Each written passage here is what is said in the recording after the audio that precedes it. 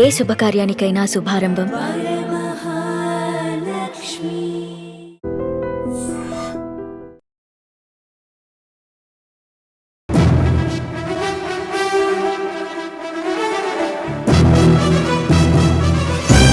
ఆంగి కరుణకుమారి చూపు లేకపోతేనేం అంతకన్నా అత్యద్భుతమైన టాలెంట్ని ఆ భగవంతుడు ఇచ్చాడు. ఒక రకంగా చెప్పాలంటే ఏజెన్సీలో గిరిజనుల కుటుంబం నుంచి వచ్చిన ఈ ఆనిముత్యం వంట్ల మామిడికి చెందినటువంటి అమ్మాయి. సో తను సాధించిన ప్రగతి గురించి ఇప్పటికే అందరికీ తెలిసిన విషయమే. బ్లైండ్ ఉమెన్ T20 వరల్డ్ కప్లో అత్యద్భుతమైన ప్రదర్శన చేసి ఎంతోమందికి ఆదర్శంగా నిలిచినటువంటి ఈ అమ్మాయి గురించి చాలా డీటెయిల్గా తెలుసుకుందాం. 10th క్లాస్ చదువుతోంది. ఇక్కడ ప్రభుత్వ అంధ బాలికల ఆశ్రమ పాఠశాలలో ఇక్కడ చదువుతున్నటువంటి ఈ అమ్మాయి ఈరోజు రాష్ట్రానికి దేశానికి కూడా ఒక గర్వకారణం. ఎంతోమంది ఆడపిల్లలకు ఒక గొప్ప నిదర్శనంగా నిలుస్తోంది. చాలా స్ఫూర్తిగా తీసుకోవాలి ఇలాంటి వాళ్ళని. ఎందుకంటే అవయవ లోపం అనేది ఆ శరీరానికి కానీ ఫోకస్కి కాదు, లేకపోతే లక్ష్యానికి కాదు అని చెప్పటంలో ఇలాంటి అమ్మాయిల్ని మనం ఎంతో ఇన్స్పిరేషన్గా తీసుకోవాలి.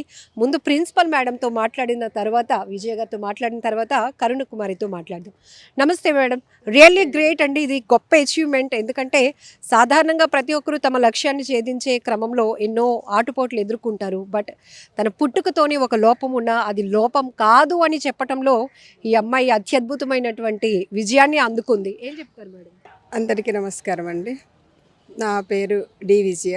నేను ప్రభుత్వ అందబాలికల ఆశ్రమ పాఠశాలలో ప్రిన్సిపల్గా పనిచేస్తున్నాను. ప్రస్తుతము women's T20 world cup cricket for the బ్లైండ్లో కప్పు గెలవడానికి భారతదేశం తరపున మన పాంగి కరుణకుమారి కీలక పాత్ర పోషించింది. ఎందుకంటే 27 రన్స్లో 42 పరుగులు చేసి ఇండియా గెలవడానికి, ఫైనల్లో ఇండియా గెలవడానికి కీలక పాత్ర పోషించింది. ఇలాంటి అమ్మాయి మా పాఠశాలలో చదువుతున్నందుకు మాకు, మా పాఠశాలకి, రాష్ట్రానికి, దేశానికి చాలా గర్వకారణం. ఈ అమ్మాయి మా స్కూల్లో 8th క్లాస్లో జాయిన్ అయింది. 2023లో జాయిన్ అయింది. అప్పటి వరకు వారి స్వగ్రామమైనటువంటి వంట్లమామిడి గ్రామంలో 7th వరకు చదువుకున్నది. చూపు తక్కువగా ఉండడం వల్ల తను ఇంట్లోనే ఉండిపోయింది. అప్పుడు మా టీచర్స్ వెళ్ళి ఆ అమ్మాయిని తీసుకొచ్చి పాఠశాలలో జాయిన్ చేశారు. అప్పుడు ఉన్నటువంటి మా పీఈటీ మాస్టర్ రవికుమార్ ఉన్నారు. వారు ఈ అమ్మాయిని గమనించారు. ఈ అమ్మాయికి ఆటలంటే చాలా ఇంట్రెస్ట్, క్రికెటే కాదు మిగతావి కూడా బాగా ఆడుతుంది. అది గమనించినటువంటి పీఈటీ అమ్మాయిని క్రికెట్లో బాగా శిక్షణ ఇచ్చారు. తను చాలా గేమ్స్కి తీసుకెళ్లారు.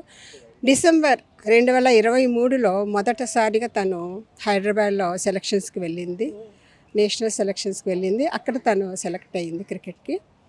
అప్పటి నుంచి తను ఎన్నో టోర్నమెంట్లకు వెళ్ళింది. కొచ్చికి వెళ్ళింది, హుబ్లీకి వెళ్ళింది, తర్వాత హైదరాబాద్కి వెళ్ళింది. ఇలా చాలా టోర్నమెంట్స్లో తను పార్టిసిపేట్ చేసింది.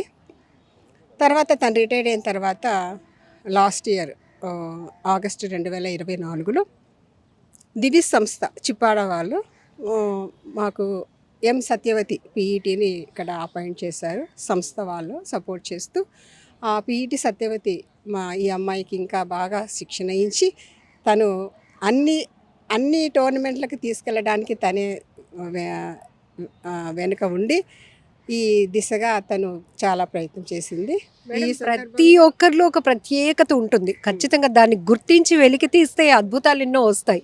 సో తినలో స్పెషాలిటీస్, ఇప్పుడు ఇంతమంది చిల్డ్రన్స్ ఇక్కడ ఉన్నారు, ప్రతి ఒక్కరిని చూస్తుంటారు, ప్రతి ఒక్కరిలో ఒక్కొక్క రకమైన స్పెషాలిటీ ఉంటుంది. బట్ తినలో మీరు నోటీస్ చేసిన క్వాలిటీస్? ఈ అమ్మాయి చాలా కామ్ అండి, చాలా ఒబిడియంట్. అసలు ఎంత పంక్చువాలిటీగా ఉంటుందంటే అంత మాట్లాడదు, కానీ బాల్తోనే తన మాటలను బయటికి తీస్తుంది, చెప్పేస్తుంది. అంత మంచి అమ్మాయి. చాలా సంతోషము ఈ విధంగా మా రాష్ట్రానికి, దేశానికి పేరు తేవడం అనేది. ఈ పాఠశాల నుంచి ఎంతోమంది విద్యార్థులు జాతీయ స్థాయిలో పోటీ చేయడం జరిగింది.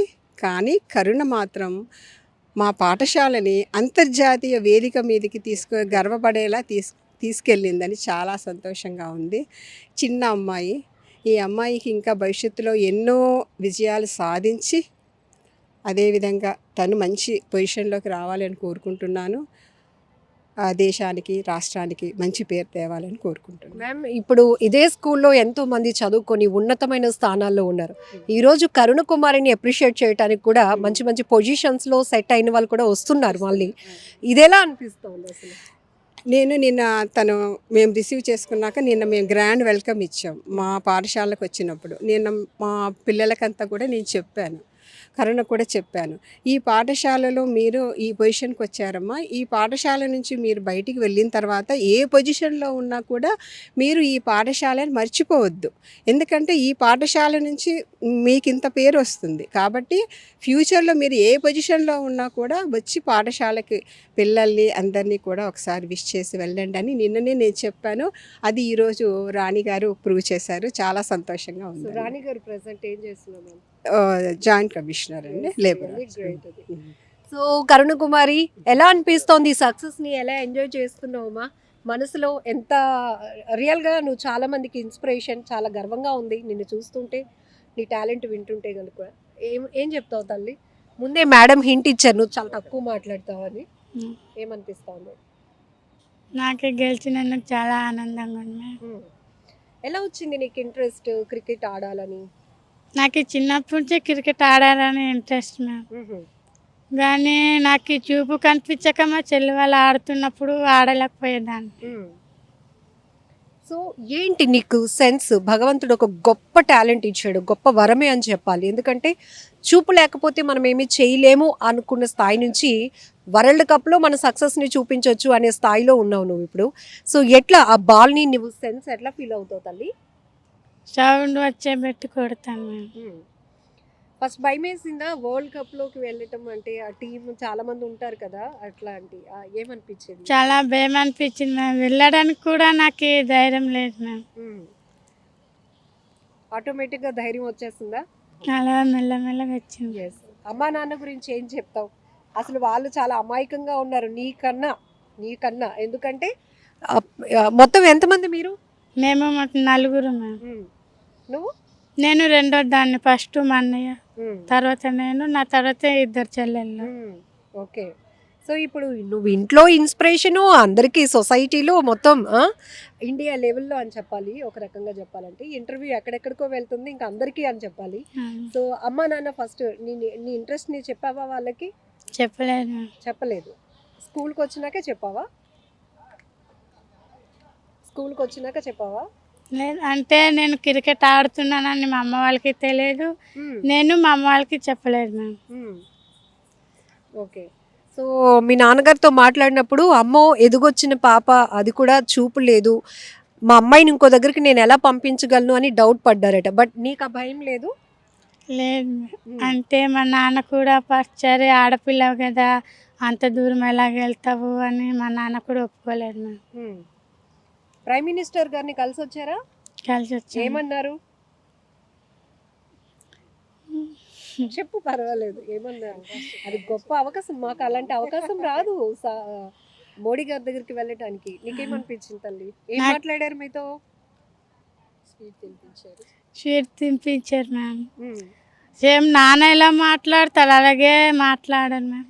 ఒక నాన్నలాగా మాట్లాడారు ప్రైమ్ మినిస్టర్ గారు మీతో. అంటే మీరు అందరితో తక్కువ కాదని చెప్పారు మ్యామ్. గ్రేట్ అనిపించిందా మీకు? ఓకే. పెద్ద అయినాక ఏమవ్వాలనుకుంటున్నావు? పెద్ద అయ్యాక పీటీ టీచర్ అవుదాం అనుకున్నా. అవునా? ఓకే.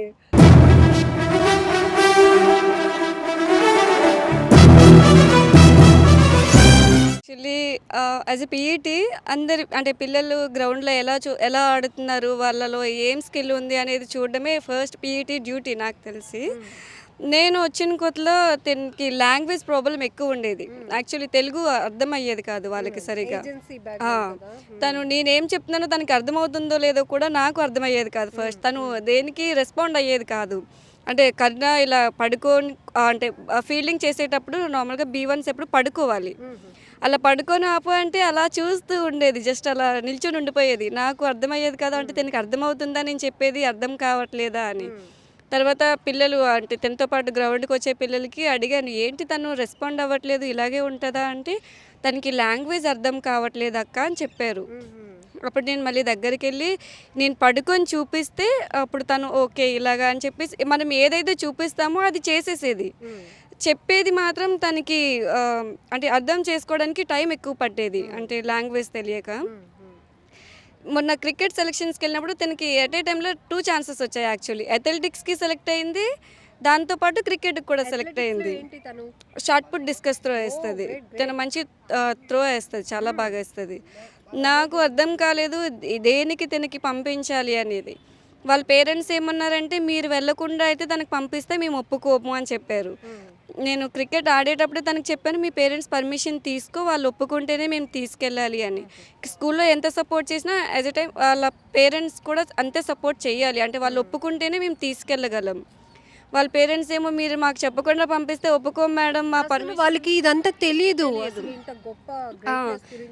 యాక్చువల్లీ వాళ్ళకి తెలీదు. వాళ్ళకి ఏంటంటే బ్లైండ్ అమ్మాయి అంత దూరం ఎలా వెళ్ళొస్తుంది అనేది పెద్ద వాళ్ళకి భయం. దానికి తోడు తనకి లాంగ్వేజ్ రాదు, అంటే అక్కడ ఉండే వాళ్ళందరూ హిందీ ఇంగ్లీషే మాట్లాడతారు మోస్ట్లీ. తెలుగు వాళ్ళు చాలా తక్కువ. ఒక కెప్టెన్ అనే అమ్మాయికి తెలుగు వచ్చు, తను ఆంధ్ర అమ్మాయి కాబట్టి. తనకి వీళ్ళ పేరెంట్స్కి నువ్వు వెళ్తేనే తీసుకెళ్ళు లేకపోతే వద్దు అని చెప్పారు. అంత దూరం మనం అన్ని రోజులు అక్కడ స్టే చేయాలంటే అవ్వదు. అందుకని నేను వాళ్ళకి చెప్పాను, అయినా వాళ్ళు వినలేదు. తర్వాత అజయ్ సార్ క్రికెట్ కోచ్ మాకు ఏపీకి, సార్కి కాల్ చేసి సార్ ఇలా ఒప్పుకోవట్లేదు వాళ్ళ పేరెంట్స్ అని చెప్తే, సార్ నేను మాట్లాడతానులే అని చెప్పేసి చెప్పారు నాతో. మళ్ళీ వాళ్ళ పేరెంట్స్కి కాన్ఫిడెన్స్ కాల్ కలిపి సార్ మాట్లాడి, సార్ అంతా నేను చూసుకుంటాను, నేను కూడా తనతో పాటు వెళ్తాను అని హామీ ఇస్తే అప్పుడు ఓకే అని చెప్పేసి పంపించారు. నాకు ఫస్ట్ అథ్లెటిక్స్ పంపించాలా క్రికెట్కి పంపించాలా అనేది. యాక్చువల్లీ నేనేమనుకున్నానంటే అథ్లెటిక్స్ పంపిద్దాంలే, అథ్లెటిక్స్ అయితే కొంచెం మేము కూడా వెళ్ళొచ్చు. 7 మీటర్స్ వేస్తుంది నార్మల్. ఇప్పుడు మా దగ్గర ఉన్న పిల్లలందరిలో తినే హైయెస్ట్ వేస్తుంది.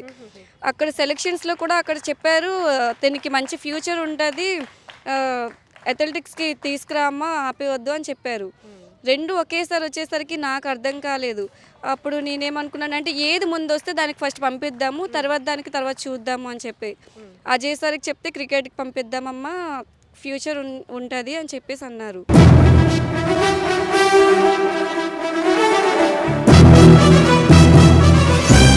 కుమారి వాళ్ళ పేరెంట్స్ మనతో పాటు ఉన్నారు, వాళ్ళతో కూడా ఒకసారి మాట్లాడదాం. మీ పేరండి? నా పేరు పాంగి రాంబాబు అండి. మాది వంట్లమాడ గ్రామము, పాడేరు మండలం, ఆలూరు సీతారామరాజు జిల్లా.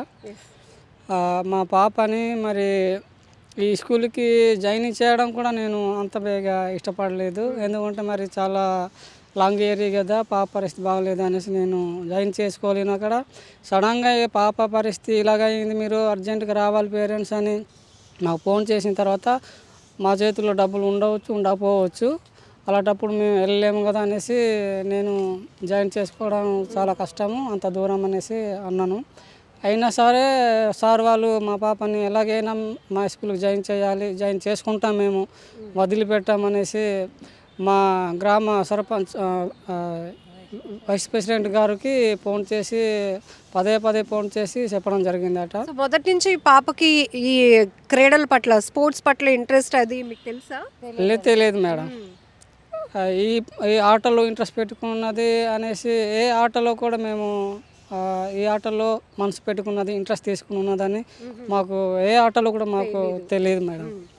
అప్పుడు అలాగా మరి మా వైస్ ప్రెసిడెంట్ గారికి ఫోన్ చేసి చెప్పగానే వైస్ ప్రెసిడెంట్ గారు మాకు చెప్పడం జరిగింది, ఎలాగైనా మీ పాపకి జాయిన్ చేయండి, మీకంట కూడా ఇంకా మీకంట మించే అక్కడ చూసుకుంటారట అనేసి పదే అన్నాడు. అప్పుడు సరే ఎలాగో మరి దేనికైనా మేము బాధ్యత తీసుకుంటున్నాం అన్నారు కాబట్టి జాయిన్ చేద్దామనేసి తీసుకుని రావడం అయింది మేడం. ఎంతమంది అమ్మా మీకు పిల్లలు? 4 మేడం. 4. ఓకే. ఈ పాప కరుణ ఎన్నో పాప? రెండో పాప. మరి మీ పాప ఈరోజు ఇంత సక్సెస్ సాధించింది, ఏమనిపించింది అమ్మగా? మాకైతే చాలా హ్యాపీగా ఉందండి. ఎందుకంటే మా దేశానికి, రాష్ట్రానికి చదువుతున్న ఈ స్కూల్లో ఇట్టి మన దేశం అంతటికి పేరు తెచ్చిందంటే మాకు హ్యాపీ. మా పాప మరి ఇలాగా క్రికెట్ ఆడుతుందని కూడా మాకు తెలియదు, నేర్చుకొని ఆ టీచర్స్ మాకు చెప్పేదాకా మాకు తెలియదు. ఇలాగ మీ పాప క్రికెట్ ఆడుతుంది కదా అని వాళ్ళు సెలెక్ట్ చేసిన తర్వాతే మాకు తెలిసింది. ఆయన గెలిచింది కూడా మాకు తెలియదు మేడము. ఆ, అక్కడ నుండి ఎక్కడంటే మా ఊరి సర్పంచ్ గారే ఫోన్ చేసి చెప్పారు, అమ్మ మీ పాపని చూసారా కప్పు అందుకున్నదంటే మా పాప టీవీ ఉందా మీ ఇంట్లో? లేదండి, టీవీ కూడా లేదు మీ లేదు. ఇంట్లో? మేము ఎక్కడ చూసారు మరి? సెల్లులో ఫోటోలు పంపించారు మేడం. సెల్లో అంటే ఆ సార్ ఏమన్నారంటే మీ పాపని ఇంకా చూడలేదా అన్నారు. లేదు సార్, మరి మేము మా సంగతి తెలుసు కదా, మేము కూల్లో ఇటు అటు పరిగెట్టే వాళ్ళమి, ఇక్కడ ఫోన్లో ఎటు వచ్చిందో ఎటు లేదని కూడా మాకు తెలీదు అనేసి అంతే ఫోటోలు పంపించారు. ఫోటోలు చూసిన తర్వాత నిజం అనుకున్నాము. కానీ మా పాప మరి ఆ స్థాయికి వెళ్ళడం అంటే మాకు ఆశ్చర్యంగానే ఉందండి. ఎందుకంటే మా స్థాయి ఎక్కడ వెళ్ళడం అంటే మాకు కూడా టాలెంట్కి స్థాయి ఊరు ఏమీ ఉండదని మరోసారి మీ పాప ప్రూవ్ చేసింది తల్లి. అవును మేడం. ఒక తల్లిగా మీరు ఆ మాట చెప్పడం నిజమే. ఎందుకంటే ఏజెన్సీలో అసలు ఏమీ తెలియదు మీకు. సో ఇప్పుడు టీవీ కూడా ఇప్పటికీ వాళ్ళ ఇంట్లో లేదు, కానీ వాళ్ళ పాప ఏం సాధించింది, ఏం చేసింది అన్నది ఎవరో మీ సెల్కి పంపిస్తే కానీ మీరు చూసుకోలేని పరిస్థితి. లేదు మేడం, నిజంగా అంటే అదే ప్రధానమంత్రి అదే మోడీ గారితో కలిసినప్పుడు, అది మొన్న చంద్రబాబుతో విజయవాడలో కలిసినప్పుడు మాకైతే ఒళ్ళంతా సెంట్లు పట్టిందండి. ఆ విజయవాడలో అయితే మా పాప కోసం మేము ముందుగానే వెళ్ళున్నాం, అజయ్ సార్ రండి అంటే వెళ్ళాము. మరి ఆ సారు ఇప్పుడు రవి సారు కానీ ఇప్పుడు మాట్లాడిన మేడం ఎట్టి సత్య మేడము వీళ్ళందరూ మా పాపను బాగా ఇక్కడ ఇంట్రెస్ట్గా కష్టపడి కోచింగ్ ఇవ్వడము, నేర్పించడము, ఈ స్థాయిలో పెట్టారంటే మాకు కూడా చాలా హ్యాపీనండి. వెళ్ళినప్పుడు ఏమనిపించింది పాప? ఫ్లైట్లో అంటే ఇంతకు ముందు కూడా ఎక్కిందట మేడము, కానీ మాకు అది తెలియదు. అప్పుడు పాస్పోర్ట్లు లేకుంటే మరి ఎక్కడో అన్నారు, అక్కడ దగ్గర ఏమో కదా, అది కేరళలో ఎక్కడో వెళ్ళేటప్పుడు అక్కడ ఫ్లైట్ ఎక్కారు మేడము. కానీ ఢిల్లీకే మాత్రం మేము పాస్పోర్ట్ చేయించడం అయింది. అంటే మాకు చెప్పారు మీ పాప అదే ఫ్లైట్ ఎక్కుతుంది కదా, మీకు పాస్పోర్ట్ చేయించాలి అన్నారు. ఎందుకు సారు అంతే, లేదు మీ పాప ఢిల్లీలో వెళ్తుందంటే, అమ్మో ఢిల్లీలోనా, మరి చిన్న పాప కదా మరి మేము ఎలా పంపిస్తాం సార్ అనేసి మేము, అంటే మా ఆయన ఎక్కువ టార్చరు, అంటే ఆ సార్తో వాదం మరి టార్చర్ అన్నట్టే. ఆ సారేమో అమ్మ పంపించండి అమ్మ పంపించండి అమ్మ మీకే మంచిది కదా అని ఆ సార్ చాలా బతిమాలం అయిందండి. అప్పుడు నేను మీ ఆయన గారిని కూడా మీరే ఒప్పించారు? అలాగేనండి, నేనే అప్పుడు నేనేమో సరేలండి మరి వెళ్ళని, మరి ఎలాగ కోచింగ్ మేడం వెళ్తుంది కదా, వాళ్ళు బాగానే చూసుకుంటున్నారు కాబట్టి ఆవిడ ఉంది కాబట్టి మాకు దిగులేమీ లేదు. మాకు టైంతో వాళ్ళు ఆటలు ఆడేసి ముగించిన తర్వాత మాకు సాయంత్రం పూట వాళ్ళకి ఎప్పుడు వీలు అవుతా అప్పుడు మాతో ఫోన్లో టచ్ అవుతే మాకు సంతోషమే కదా అనేసి మా ఆయనతో చెప్తే సరే అని ఒప్పుకున్నారు. పుట్టుకతోనే పాపకి చూపలేదా? పుట్టుకు నుండే అమ్మ, పుట్టుకు నుండే 2 కళ్ళు కూడా ఆ ప్రాబ్లం ఉన్నది. మరి మేము ఎన్ని చోట్ల హాస్పిటల్లో తిప్పినా దేనికి ఇది లేదు. కన్నీరు అలా కారుతూ ఉండేది. మేము ఇంతకుముందు హిందువులే ఉండేవాళ్ళమి. ఆ తర్వాత పాప గురింటే దేవుళ్ళు దిగడం అయింది. అప్పుడు కన్నీరు తగ్గిందండి, దేవుళ్ళు తీసుకెళ్ళగా కళ్ళల్లో నుంచి నీరు తగ్గిందండి. తగ్గిన తర్వాత మరి అలాగా మేము దేవుళ్ళు దిగడం అనుకున్నాము. కానీ మరి తప్పదు కదా మేడం, ఏం చేస్తాము మరి, పుట్టడం అలా పుట్టిన దానికి మనం జల్లేసుకోలేం కదండి. నిజంగా నాలాంటి పిల్లలకి కన్నున్న తల్లిలు కూడా ఇలాగే బాధపడతారేమో నేనైతే అనుకుంటానండి. ఉండాలి ఉండాలి ఈ రోజు ఆ పాప బట్టే కదా మిమ్మల్ని ఇంతమంది ఇంటర్వ్యూ చేస్తున్నాము. అవును మేడం, నిజంగా మేమైతే ఏమీ చెప్పలేని తలుచుకొని మాకు చాలా ఏడ్చిపెట్టి మేడం. మేము ఏం చెప్పాలో కూడా స్టార్టింగ్లో ముందే వచ్చేసారు మేడం, 3 వీడియోలు వచ్చేసారు. మీ పాప గెలిచింది అనగానే వచ్చేసారు. అమ్మ బాబు ఏమని మాట్లాడాలా, మా పాప గెలిచిందో లేదో కూడా మనకి ఇంకా తెలియలేదు కదా అని వాళ్ళందరూ చూసిన వాళ్ళు మరి ముందే మాకు వాళ్ళే ఇంపోన్ చేస్తారు, మీ పాప ఇలా గెలిచిందమ్మా చాలా థ్యాంక్స్ అమ్మ మీ అంటే మీరు ఆ పాపను కన్నడము ఎంతో అదృష్టం మోసి ఉండాలా అనడము అందరూ. అప్పుడు ఆ మేడము అదే ఆ సారు ఫోటో పంపిస్తే మేము చూసిన తర్వాత మేము నమ్మాము మేడం. మరి ఏం చేస్తుంటారు మీరు? ఊర్లో పొలాలు ఏమైనా ఉన్నాయా? లేదు మేడం, మాకు పొలాలు లేవు, మామూలు కొండపోటు చేసుకుందాం అన్న భూమి లేదు, కూలి పని. మరి పాప స్టేట్ లెవెల్లో తర్వాత ఇప్పుడు వరల్డ్ ఏమైనా వచ్చాయా డబ్బులు కానీ ప్రోత్సాహంగా ఎవరైనా హౌస్ ఇవ్వటం అట్లా చేశారా? మరి అది కూడా కావాలి కదా. కావాలి కానీ పాప సీఎంతోనే మాట్లాడింది, నాకు మరి ఉండడానికి ఇల్లు లేదు, నాకు ఇల్లు కావాలి అనేసి సీఎంతో మాట్లాడడం జరిగింది. సీఎం నేను ఇల్లు ఇచ్చే బాధ్యత నాది అన్నట్టుగా చెప్పాడు.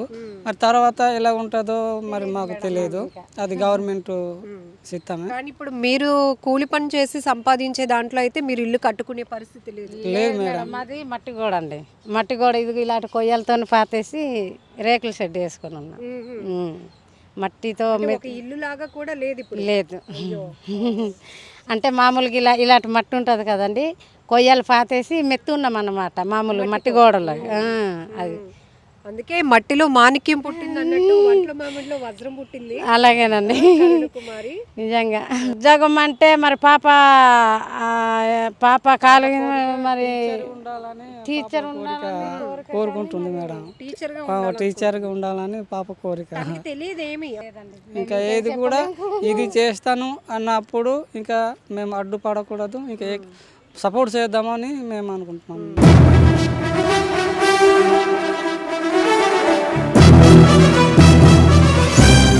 అందుకే ఇప్పుడు కరుణ్ కుమార్ని మనం మాట్లాడించి నువ్వు నెక్స్ట్ స్టెప్ ఏం చేద్దాం అనుకుంటున్నావు అంటే, ఫ్యూచర్లో నేను ఇలా టీచర్ అవుదాం అనుకుంటున్నాను, పీఈటీ టీచర్ అంటున్నారు. అంటే ఈమె కనెక్టింగ్, ఈమె ఎమోషన్, ఈమె లవ్ ఎంత షేర్ చేస్తున్నారో, ఎంతగా తను ఎంకరేజ్ చేస్తున్నారో మనకు అర్థమవుతుంది. అయితే ఇక్కడ మనం కూడా ఒక నాలెడ్జ్గా వీడియో చేద్దాం. సో ఇది కూడా ఇక్కడ ఈమె కూడా చదువుకున్నారు, కానీ ఇప్పుడు చూడగలుగుతున్నారు. సో B1, B2, B3 ఇలా 3 కేటగిరీస్లో కూడా ఈ బ్లైండ్ క్రికెట్లో, అథ్లెటిక్స్లో కూడా ఆడొచ్చు మేడం అని మేడం చెప్తున్నారు. సో ఏంటి డీటెయిల్గా తెలుసుకుందాం. సత్యవతి గారు రియల్లీ గ్రేట్ మేడం, ఎందుకంటే ఆ అమ్మాయికి మీరు ఇన్స్పిరేషన్గా ఉన్నారు. సో అది ఎట్లా అనిపించింది తను? అసలు ఒకటి చెప్పండి, జనరల్గా క్రీడల్లో ఉండే వాళ్ళకి ఇప్పుడు బ్లైండ్ ఈ కేటగిరీలో వీళ్ళు ఎట్లా సెన్స్ చేయగలుగుతారు? బ్లైండ్ క్రికెట్ అనేసరికి 3 కేటగిరీస్ ఉంటాయి. ఫస్ట్ దాంట్లో B1 అంటే టోటలీ బ్లైండ్, అసలు వాళ్ళకి ఏం కనిపించదు. ఒకవేళ కనిపించినా ఎంతో కొంత వాళ్ళకి బ్లైండ్ ఫోల్ అనేది పెట్టేస్తారు. అది బ్లాక్ కలర్ ఫుల్ ఇచ్చేసి ఉంటుంది. దానివల్ల ఏంటంటే ఒకవేళ ఎంతో కొంత నీడ కనిపించే వాళ్ళకి కూడా అసలు కనిపించదు. B2 అనేసరికి 75%, అంటే ఒక 25% కనిపిస్తుంది. కొంచెం ఒక 5 to 6 feet అనుకోవచ్చు. B3 అనేసరికి 40%, అంటే 40 to 50% కనిపిస్తుంది, 50% కనిపించదు. ఇది 3 కేటగిరీస్ ఉంటాయి. దీంట్లో కరుణ ఆడేది టోటలీ బ్లైండ్, అంటే B1 కేటగిరీ. బ్లైండ్ క్రికెట్లో 3 కేటగిరీస్లో B1 అనేది 4 members ఉండాలి ఖచ్చితంగా ప్లేయింగ్ 11లో. B2, B3 అనేది 4/3, అంటే 4, B3 4 ఉండొచ్చు, B2 3 ఉండొచ్చు. అది డిపెండ్స్ ఆన్ టీమ్, అంటే వాళ్ళ 4 members B3 ఆడొచ్చు, కానీ 4 members కంటే ఎక్కువ ఆడకూడదు B3 కేటగిరీ వాళ్ళు. B1 కంప్లీట్ వాళ్ళు ఎంతమంది అయినా ఆడొచ్చు. B2 వాళ్ళు 7 members వరకు ఆడొచ్చు. B3 మాత్రం 4 members ఆడాలి ఖచ్చితంగా. సో మీరు ఇదే స్కూల్లో చదివారు, ఎస్ మ్యామ్. వరల్డ్ స్పోర్ట్స్లో కూడా పార్టిసిపేట్ చేశారు, బట్ వరల్డ్ కప్ వరకు రాలేదు. మీరు B3 కేటగిరీ. Yes ma'am.